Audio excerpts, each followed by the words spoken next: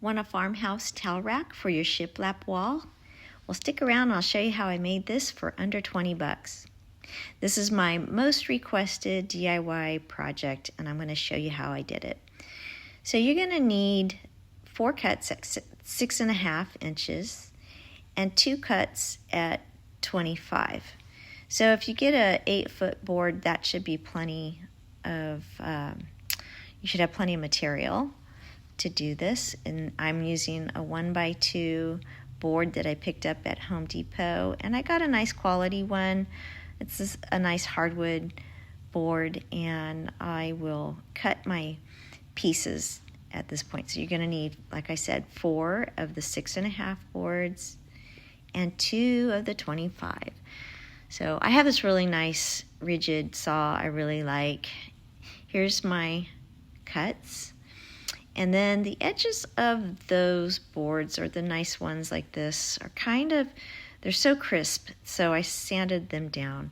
And then this is the awesome Craig jig for cutting your pocket holes.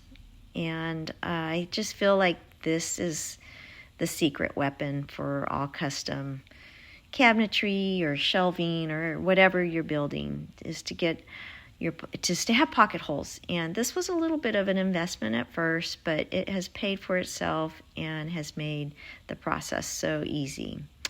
So then I stained it with some English chestnut color of my Minwax here. And I just put, I think just 1 coat on, 1 light coat. You could put 2.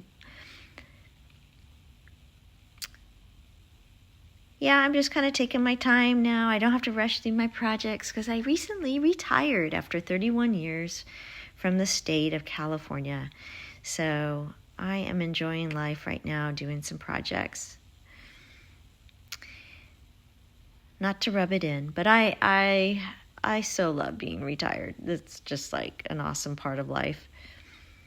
So now I'm putting a coat of this ultra flat polyacrylic polyurethane on, and I'm putting it on all my pieces. And I highly recommend you do that and let it dry very, very well.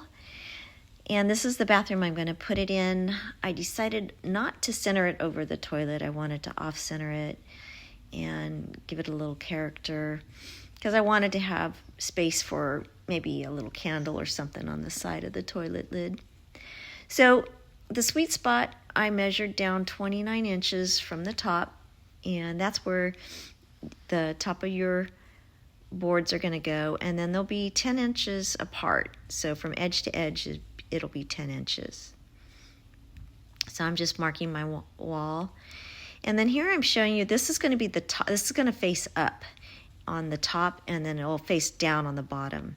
And this is the size pocket screw that I'm using is 1 1/4. So yeah, you want your pocket holes facing up or facing down, because when you look inside the towel rack, you don't want to see this part. You want to see the smooth side. So you're going to attach that to the wall. And what I recommend doing is assembling your towel rack on the ground and then attaching it to the wall.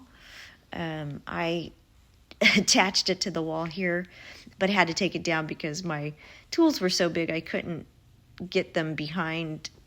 I couldn't turn them around to screw in the long side.